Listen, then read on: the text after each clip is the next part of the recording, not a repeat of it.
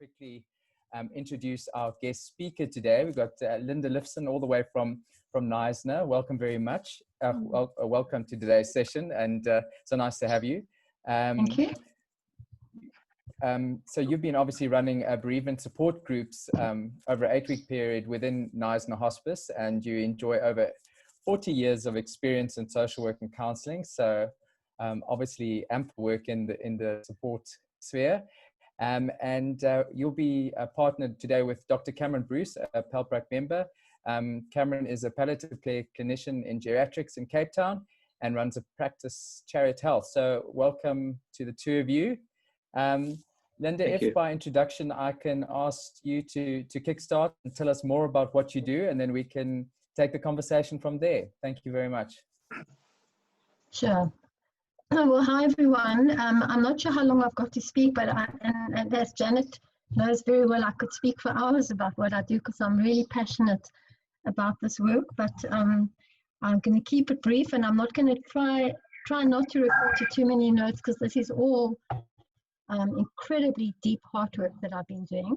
So just in a nutshell, I have been a social worker for over 40 years, most of it in Cape Town. I was retiring from a school where I did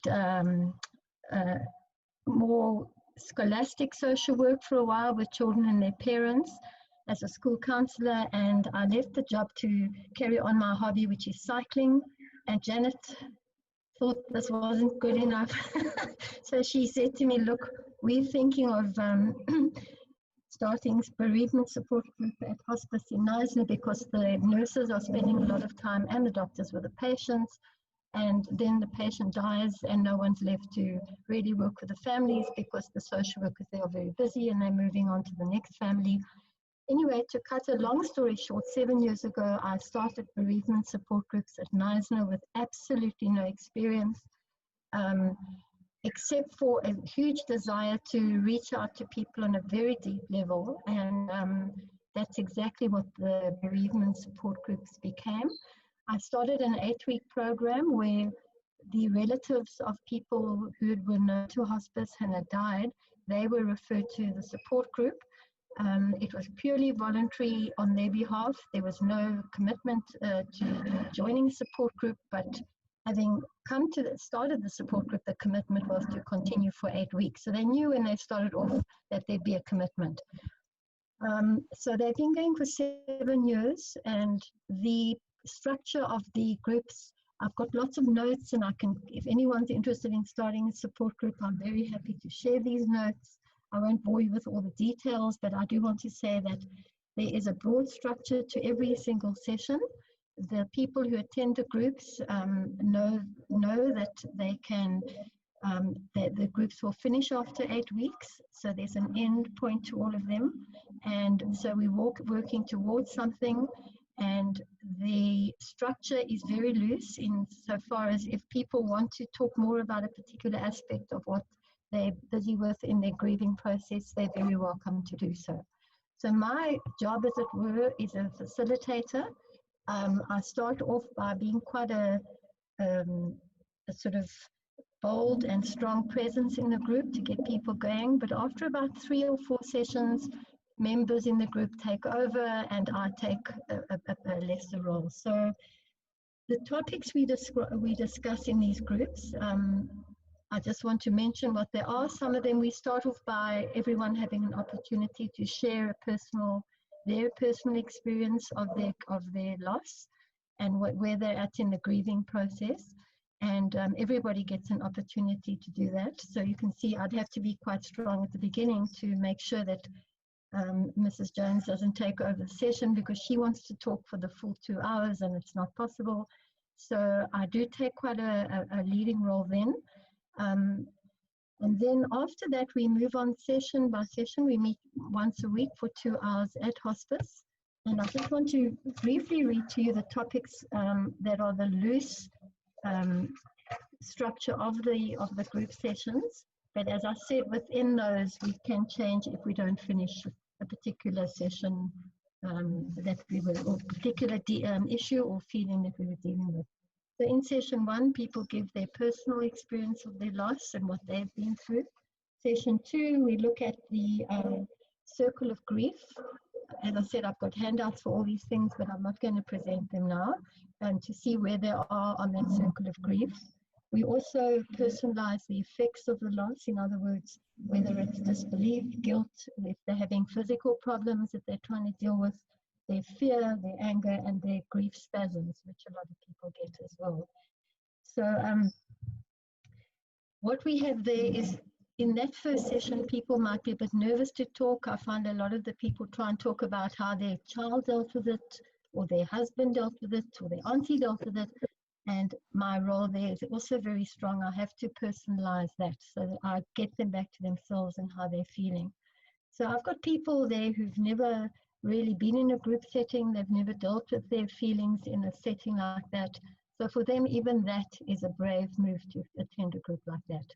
And then it helps them to be in a group with other people who are sharing similar experiences, not necessarily similar losses.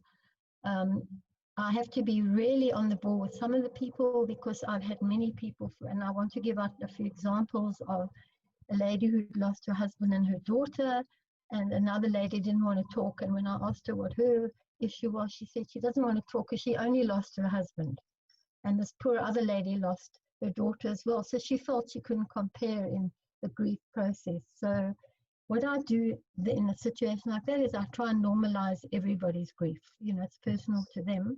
And it's really important to give everybody an opportunity to say, this is my grief. I've had people who lost somebody 20 years ago and they haven't dealt with it. I've had people who've lost a husband and they come to express grief about that, and it turns out they're still mourning the loss of their first husband or their child or somebody else. So we have to look very carefully at what they're actually grieving. In session 3, we deal with Elizabeth Kubler-Ross's stages of loss. I'm sure you've all heard those ad nauseum. But here, a lot of the people in the groups haven't heard about them. So when we're talking about denial, anger, bargaining, etc., it's personalized. Everyone has an opportunity to say where they are at in that process. And it's a very helpful session 3, because people have never heard of that. So suddenly they have an opportunity to identify where they're at, you know, in their own personal lives and how it's affecting them. Okay, and that's session 3. Session 4, I select the feeling of guilt. And I want to say that at this time with the COVID situation, this is going to be guilt times a million, because of the fact that they couldn't necessarily be with their loved ones when they died, their role in not being able to help anybody. There's going to be enormous guilt that's going to come up in the future, as is anger and grief spasms, which come up often when your memory comes up in a social situation. So in session 4, I isolate the feelings of anger, and everybody has a chance to look at their own anger, which starts off, that session is an interesting session 4, because it always starts off very quietly. People don't always admit that they get angry. I think it's how they've been socialized. And suddenly there is anger. It could be at God, at the doctors, at their cousin, at the dog, at anybody, but I encourage them to get their anger out. And then guilt is the other one. That's in session 5. And as I say, I think if I just ran a group in the future on the guilt that people are having to face now, I could probably run it just on guilt processes for them. So we go through Elizabeth Ross's stages of grief. And then after session 5, there are 3 more sessions, and we move on to positive things, like how to celebrate people's lives, how to move forward in your own goals, how to create a new life for yourself. And that's when people start to shift. And as I said, I have to be very careful not to stick to the topics exactly, because some people might go back to a previous session where something came up in the week. Maybe there was an anniversary or a birthday, and suddenly people are back in another situation in their feelings, and we have to look at that. So I try and stick to only seeing the people once a week. I don't encourage any in-between sessions with myself anyway, but what I do encourage are the people in the group who stay the same group throughout the 8 weeks to contact each other. And you often find somebody's taking somebody's number and they meet for tea, or they go to a movie, or could go to a movie or something like that. And then I would encourage that because they start to socialize within the group, which is great. And then by the session 7 and 8, we're looking at goals. And what I do is, I didn't sit and take notes, but I'm quite a good listener. So I remember if somebody had an issue with maybe having a dinner party without her husband there, or struggling to join a group, of gardening group, and they can't do it on their own because they've been used to joining with their partner, the goal will be orientated towards that. So I would remember that that was their issue. And when they're looking at goals, it's personalized. Once again, it's not some vague goal out there that they're going to set for themselves. It's highly personal to what they've experienced in the preceding few weeks of being together. So the groups have been going for 7 years, and they have been on the whole quite successful insofar as people have really given themselves an opportunity to go through a grieving process. I must just say at this point, the selection process, for what it's worth, is that I'm reluctant to take people who've had a recent loss, because they still might be dealing with shock of the loss and are therefore not ready to process very much. And then I would refer those people for counseling, and later down the line when they're ready to come to the group. So they'll know exactly what we do in the group, and they'll know when they're ready to come. So I get a lot of people referred to me for the groups, but I don't actually take them. I rather do some individual counseling or refer them to hospice social workers for counseling before they're ready to attend a group. Right. Now, I just want to say something now. Margie said I must mention COVID, and I cannot neglect it. Two things. One is that since COVID was in our lives, I haven't run any groups, and this is, for me, heartbreaking. And A, it's because it's been impossible to do it, and B, it's because of my reluctance to take the groups onto another level, which is doing it like we're doing now and working with people in this way. It's just I'm a very warm heart sort of person. I'm not a mental person. I much prefer to sit in a room with people, and even giving this talk was quite a challenge to me, because I can relate to people. I like to see them, and I like people to fire questions at me, and this is not happening today, and it certainly couldn't happen in the kind of groups that I run. Having said that, I'm also very aware of the fact that a lot of people would really benefit from having an opportunity to talk about what they're going through. I think the horror of how people have been dying away from their families, without a proper goodbye, without that kind of process happening, is unbelievable. I mean, I cannot even begin to think. I cycle often in Sedgefield. I see people talking to their loved ones across the barbed wire fence at an old age home up the road from me, and it really gets to me. I don't know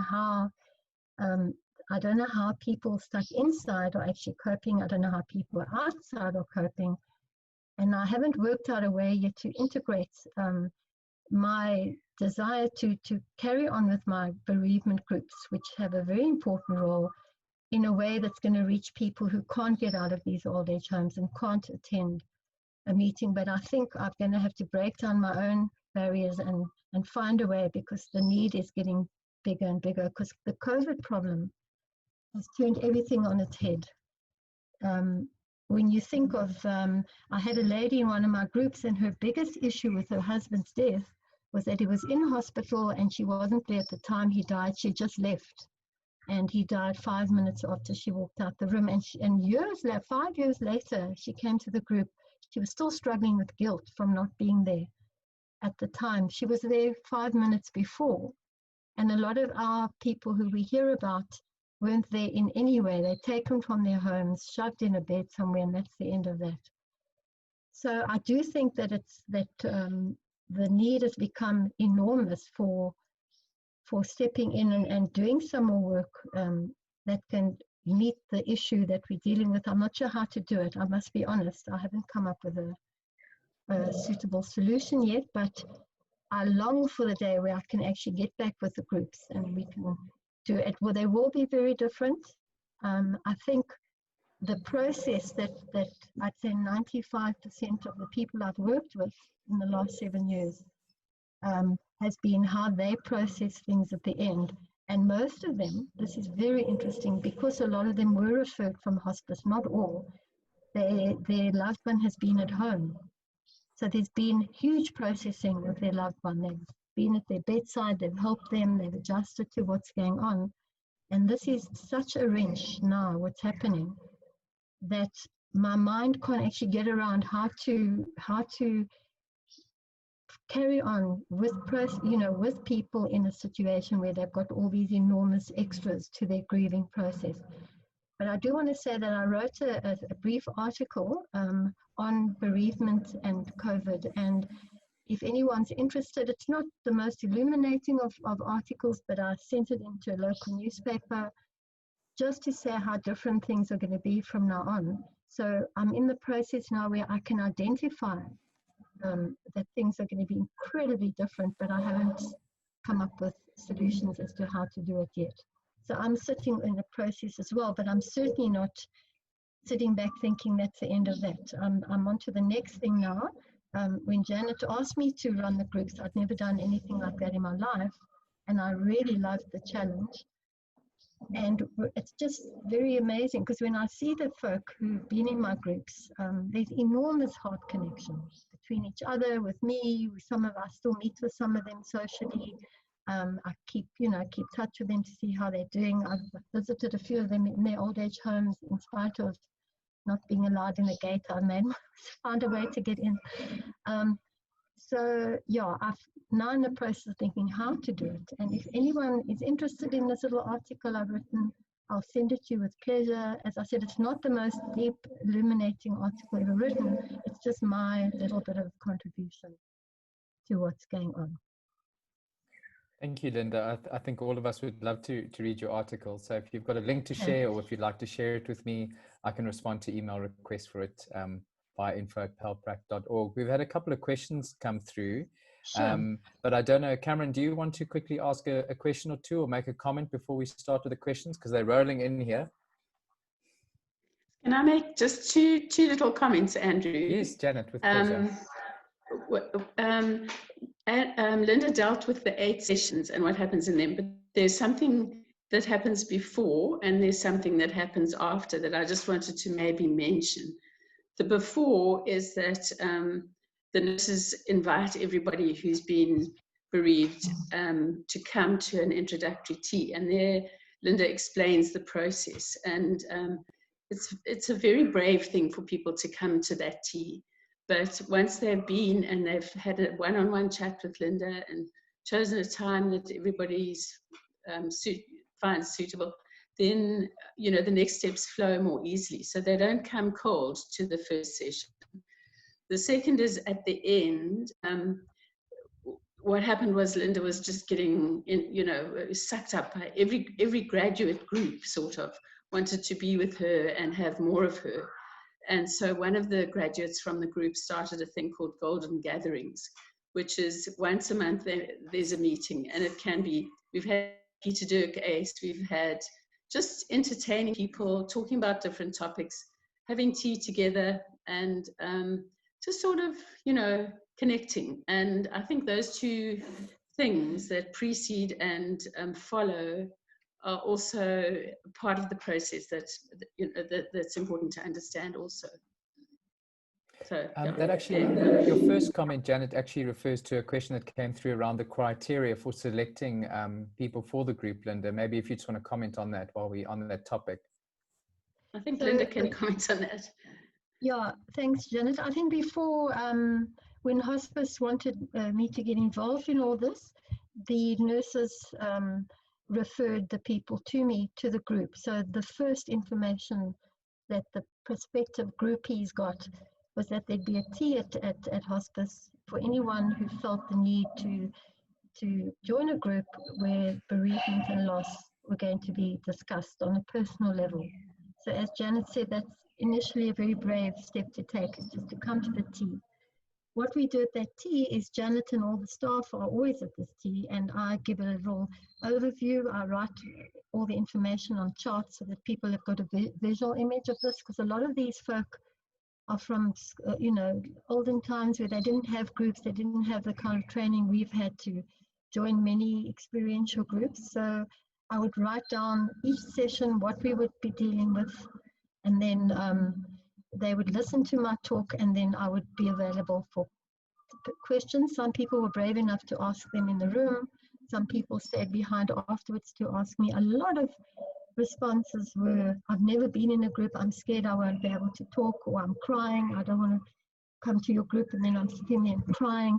So I would deal with those issues to the best of my ability, and then with their consent and with their input, I would set a time for the first group. And when the group started, say it was on a Wednesday at 9 o'clock, we keep it at Wednesday at 9 o'clock. So I've been very punctual about those groups. I've explained to them very clearly that once you commit yourself, you're there. I had a woman who came to the one group and she didn't want to come back again, and I got her back again. I phoned her and spoke her through her fears and what her problem was with coming to the group, her barriers, and she came to the group, and she phones me once a week to say hi now, and she's really done quite well. So that's the preliminary build up to the groups. We arrange a time that suits everybody and a date, and after that it's once a week. So that's how they come. Oh, and then just to say that I asked Janet's permission to get people out of, not all the people who come lost somebody through cancer or AIDS. So I have had many referrals from associates, friends who say this person might want to come to your group, and then they can join it as well. It's not only hospice related. No, it's anybody. So yeah, everybody. That's fantastic. Cameron, can I hand over to you for a bit? Yes, yeah, thanks very much. Linda, thanks for first of all what you do, and also the way in which it's done. What strikes me is that it's very structured, or it's a good structure, and it draws people in. There is a criteria process that makes sure that you have the right sort of person to be part of what you do. What struck me is with COVID, and the fact that COVID has been such a large onslaught in a very short space of time, is how that structure is so difficult then to maintain, A, and also B, to implement for those of us who are not as structured. And I think that, I think that we've all felt as practitioners alongside our patients and their families a sense of anxiety and being a little bit sort of having to think on our feet and to attend to people in as best we can in the time that we have before we have another person in who's under our care. And I mean, just speaking personally, I found that an extremely difficult process, even by comparison to regular palliative care. There's a little bit more time, and so I suppose that would be what struck me is the fact that you've got such a good process going there, and I think that sounds like a process that works really well. And what I think we're all finding difficult is the fact that the process is difficult to implement within the rapid change that we have seen in the COVID months. I'm not sure if you've got any comments on that, or any colleagues have got comments on that. In the private sphere of palliative care, to sort of put this all together is quite tricky if you haven't got a standing existing structure that's somewhat robust and can handle the unexpected. Yeah. I don't know if my colleagues have got any comments.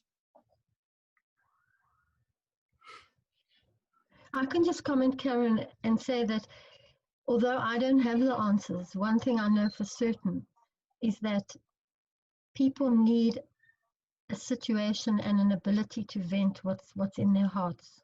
That's critical here. And I've had so many people come to me who say, I tell my auntie this, or I tell my daughter or somebody this, and they say, it'll be fine, you'll be fine. Because everyone's dealing with loss, and many people, multiple losses, people really need an opportunity to be able to say what comes straight out of their hearts. And why the groups work so well is they support each other. And I'm not saying these folk don't get support in their families, they do, but it's very limited. That's Right. why I think that what we can provide is even bigger than they can receive from anyone else, even in their limited way or in their community or wherever. So I think this, so I don't have all the answers, but I'm working on it. I'm working, as you say, I've got the structure. The structure is not really applicable anymore. It's no good saying, all right, let's deal with your guilt about leaving 5 minutes before your husband died. Let's deal with your guilt about never seeing this person again and watching them carried out your house. We have to go right back. It becomes bigger. I think the sessions on various feelings will just have to get a lot bigger than they've ever been, and a lot more deep. That's my response. Yeah. Do you have? Can Go ahead, I Jan. make a little comment? Sorry. The one thing that we've had up till now, and that Linda's been quite firm about, is that we don't have more than one family member in a group. So if there are 2 family members who both want support, then they're in separate groups. And I'm just thinking about, in this COVID time, whether that's been very valuable, not having them in the same group. But at the same time, I'm wondering if that can be sustained. And I would like to ask Linda what she thinks about that, breaking that rule. I would break that rule, Janet, because I think people need to hear each other. I think, the husband who got sent off sick and never comes back again, there's a huge ripple effect in that whole family. And I think that because everyone is grieving so deeply, maybe they don't have the opportunity to really speak at home as to what's going on. It's affecting everybody and in different ways. And I think that the family folk need to hear about how everyone else is experiencing the loss as well. Where it didn't work in the groups that I have been doing is that people were nervous to talk because they say, well, somebody's going to judge them. My daughter's sitting here and she thinks I never really loved her dad, and then all these other things come up. But now we're dealing with issues which are huge, and they all have the same issue. It's no more just your husband, now it's a father, and it's, people who were in the house. So I think that rule definitely needs to be broken for that. Just on the conversation of... Oh, sorry. Carry on, Cameron. Do you have any sense of, or maybe just to the broader group, a sense of, follow-up with patients and families who've lost a loved one? I know in our practice, we've had, social workers and spiritual counselors who've remained in touch, or I've asked a spiritual counselor to make contact with a family, and that process in and of itself is not watertight, because it's usually driven by someone like myself who doesn't keep up with it all the time. And so if one looks back at the losses that patients have faced over the last few months, do you feel that there's any bad time to go back to a family member and ask how they're doing? And tied in with that, what sort of criteria does one then look at in order to suggest the possibility of a group session for specific people? I think I'll hand it over to our colleagues and see if anyone wants to respond. Yeah, I saw both Linda and Anya shaking their heads there. So, Linda, I see your hands up if I can unmute you.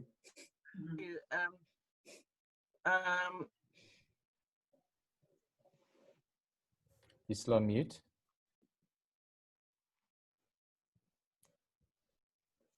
Linda, there we go. I always get it wrong. I press the wrong button all the time. But just to say, that a lot of people don't do well in groups. So I think that is an important factor to assess when you're working with a family, would they easily fit into a group or not? And they will tell you that themselves.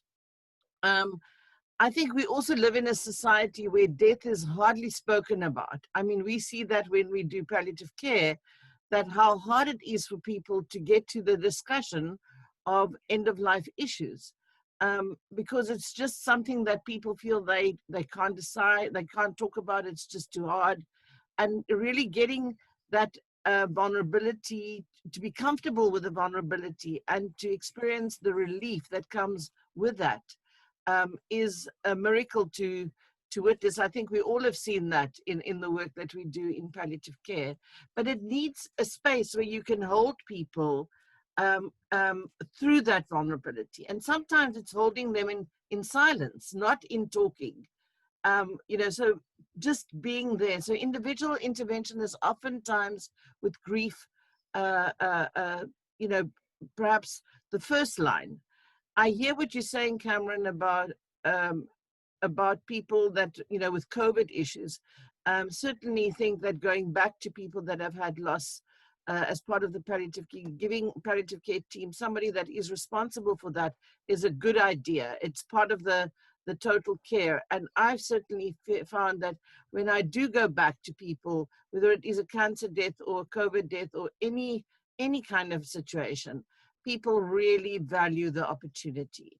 And then to also encourage family meetings around grief, separate from a total group. So there's very many permutations, but I think the group that Linda's hosting is unique and special, and is obviously meeting a huge need. But we do need to be creative about being adjustable to whatever other needs there are. And that requires us to be flexible. I'm sure Nelia can also speak to this. And Anya. And I see Diane's also got her hand up. Hi, Di.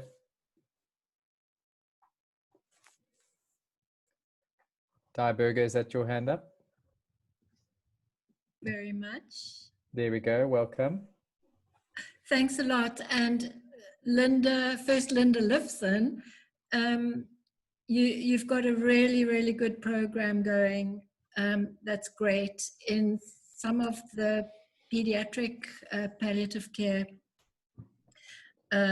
work that I do, we have an art therapist who conducts very successful bereavement sessions, particularly with mothers.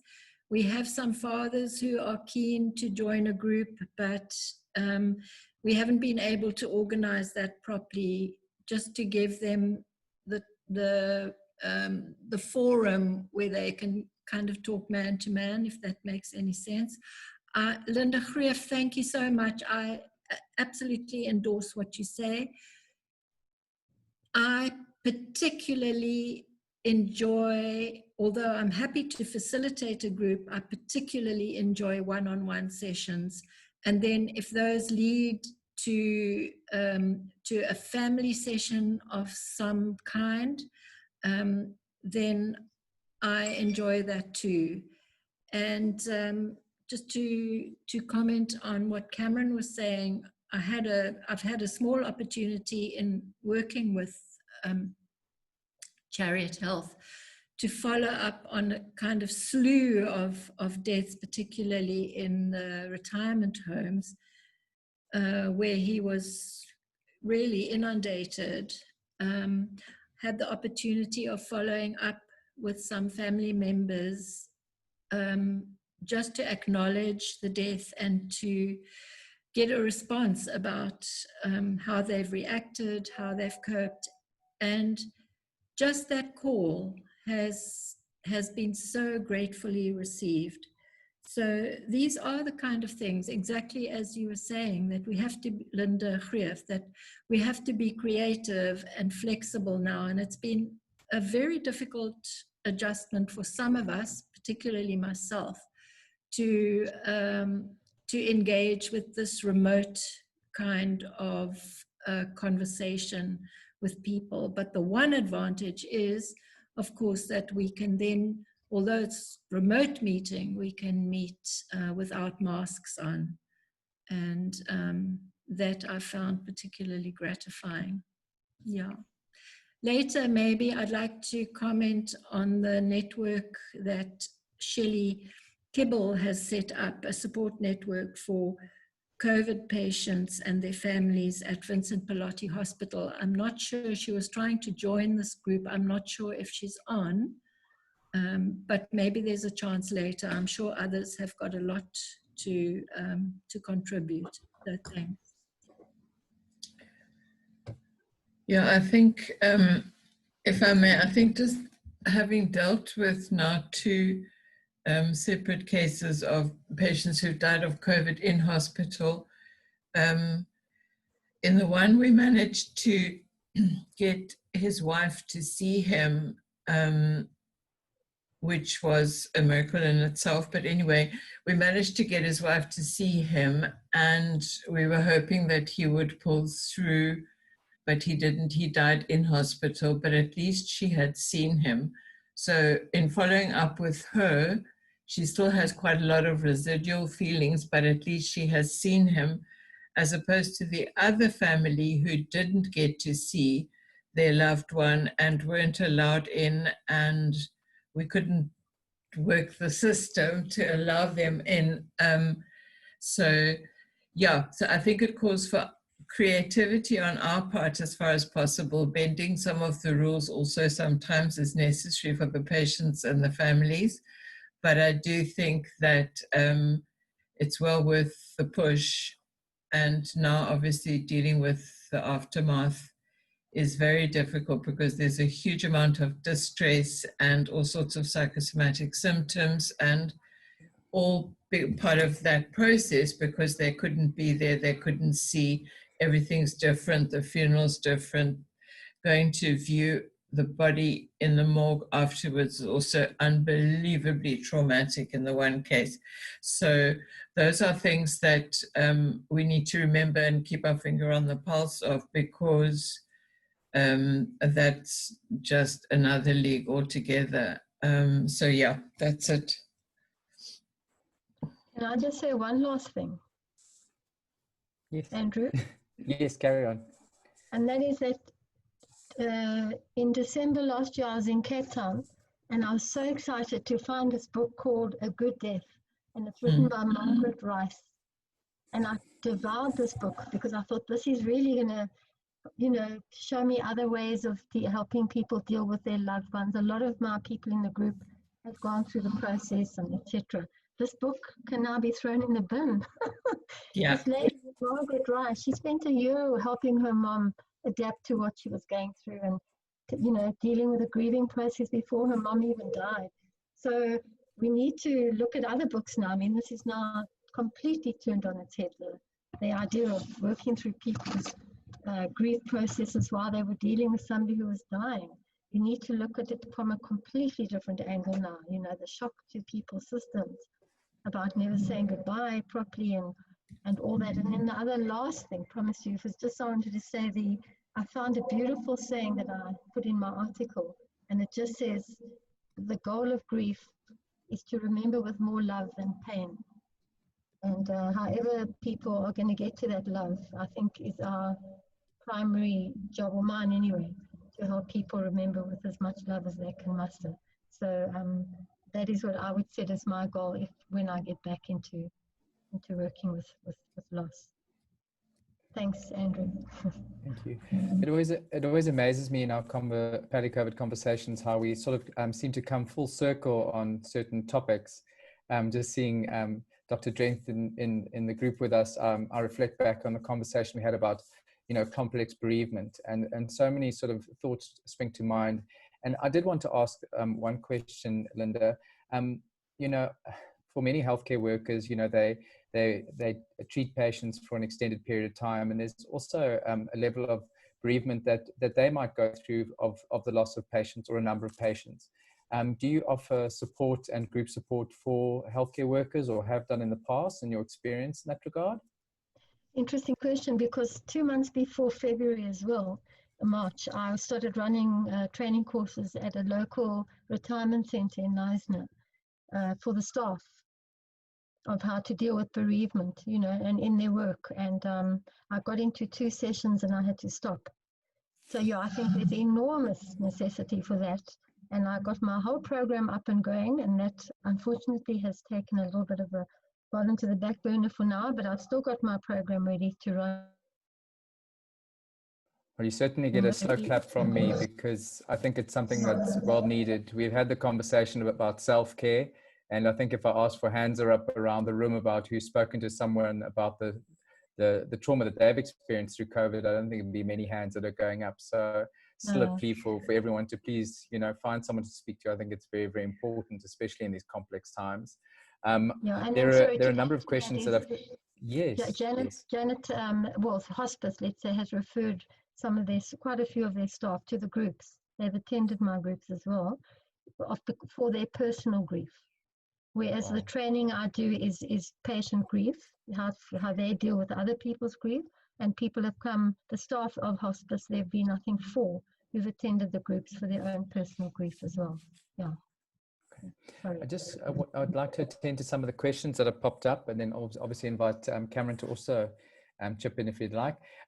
So a question from Judy that came on quite early on, and that's handling perhaps a highly introverted person who potentially refuses to share or talk about their issues. I mean, how would you potentially deal with someone like that? Are you asking me? Yes. Me? Sorry, yes. That's okay. Well, potentially they wouldn't join my group. If they're highly introverted, they probably wouldn't join my group. And people have come to the teas and talk that Janet mentioned before the group starts, and they've said they really can't talk in that forum and they don't want to. I refer them for individual counselling. How would I personally deal with it? I would refer them for individual counselling. Okay. And have you had experiences where people have sort of had quite a mind shift in those groups, from coming in being quite quiet and reserved to really kind of finding a space that they can talk? Enormous, I must say. I've had people who didn't want to come back again. They phoned me after week 1 and said, I'm not doing it again. It's embarrassing. I cried. What do people think of me? This lady lost 2 members of her family. I've only lost 1. They'd come at me with this. And what I did with those folk, I met with them privately to encourage them to come back. Yeah, and they came back, and they're still back. They've done very well. Yeah, 2 of them met up and got married to each other, not in the same group. They were in different groups, but they met at one of the social gatherings, and there's been a lot of shifting. People come to the group because they need to shift, and they know they need to shift. And it's hard to talk about myself, but I have a good ability to shift people. The one lady who didn't want to come back, I had to confront her that she was using very self-pitying language, very negative. And I confronted her on this, and she phoned me that night and said, "You're very rude. I'm never coming back to your groups." I said, "Yes, you are. You come back. Let's face what you're going through." But she needed to talk about it in the group, not to me. And I can handle it. That's fine. So, and she wants more groups. She's had a taste of it now, and she's had her little, big personal shift. So yeah, I highly encourage personal shifts in the group. Yeah, I give them a lot of energy. Yeah. And I think it's also important in these spaces, as you said, to be a bit creative and to potentially break the rules a little bit, because grief and bereavement is never kind of a straight line issue. I think everyone needs to get a little bit a little bit more creative. And also a comment coming through here from Nelia: we should also be cognizant of the risk of developing complicated grief due to COVID. And I think that potentially once lockdown is finished and, we continue to a new norm, I think there'll be some very interesting conversations that'll come into your group sessions, Linda, from people who experience complicated grief. So maybe I need to connect you and Nelia up as a specialist in that field. Complicated grief I've had in my group too. Those are people who don't come out the other end, after 8 weeks with what a lot of them do. And I recognize this and I refer them on for extra help. It becomes very apparent that they're not able to set goals, they're not shifting, And these people, they go to the 8th session, but we don't stop it there. I refer them to the local psychologists and psychiatrists for extra help. There's plenty of that there too. Yeah. Okay, thank you. Can I comment quickly?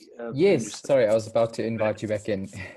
Yeah, so no, we don't have a lot of time left. Sure, it's flying by, but also, you know, as a practitioner, I sort of see the link between our own processing of what we've gone through with COVID and the experiences we've had, and the tie-in with ensuring good closure and bereavement and counseling for our patients, because those two things are sort of very, you know, they're linked. They're the same thing. We're just on slightly different sides of the road, I suppose. And you know, with having you know, rapid succession of people getting very sick and dying, and the separation that COVID has brought, and sort of thinking as to, you know, how are we going to really recover. I think it's, in some ways, I feel my true recovery from as a practitioner in COVID would be knowing that my patients and their family have found some sort of closure with time. And I suppose the going back and asking how they're doing and seeing whether some counseling in a group or individually would be helpful to them, I think comes back to us as healthcare workers to feel, well, if they're okay, I'm more okay. You know, I think we all get that sense of, well, you know, is everyone all right here?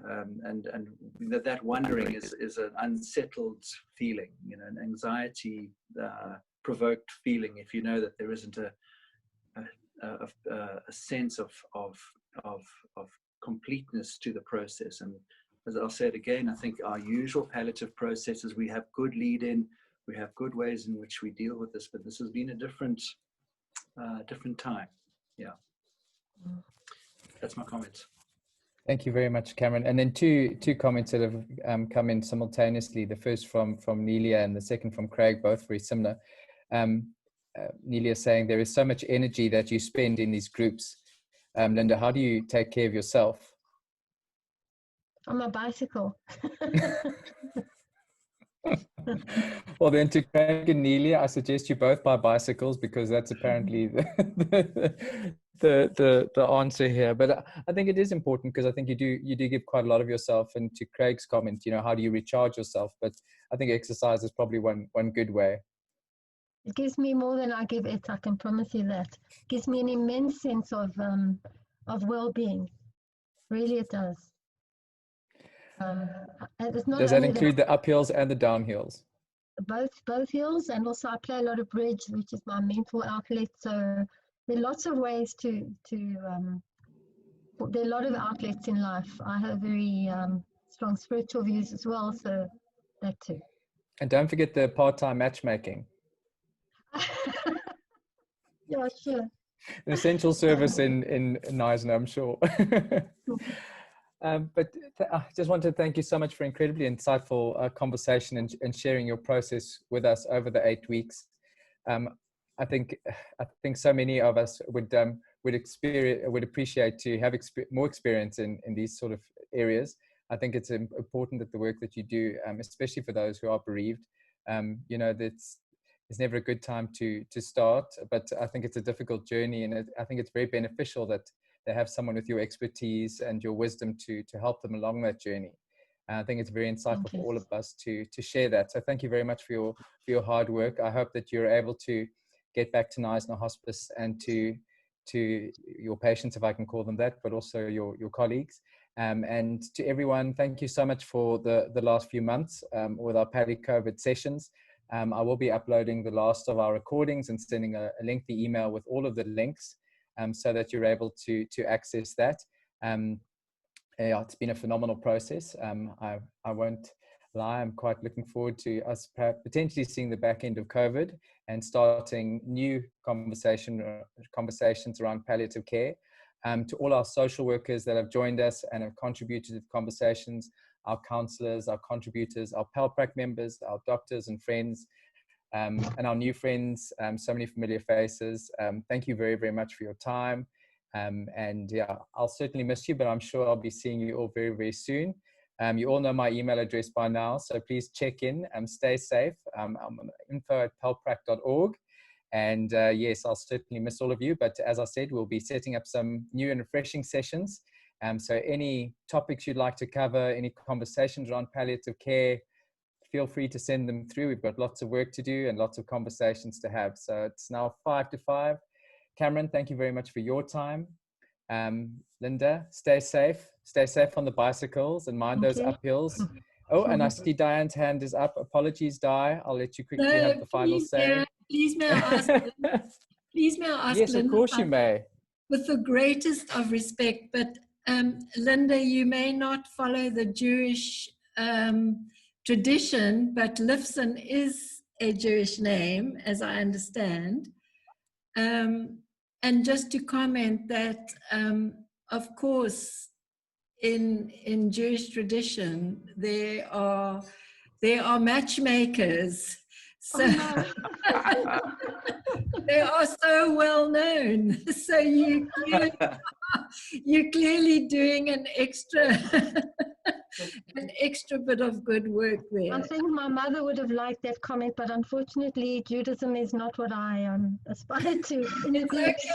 It's okay. Somewhere along the line, you've picked up that skill, and it must be a wonderful thing when two people meet each other that way, and then can start a new life together. I think that's such a lovely story. Thank you so much.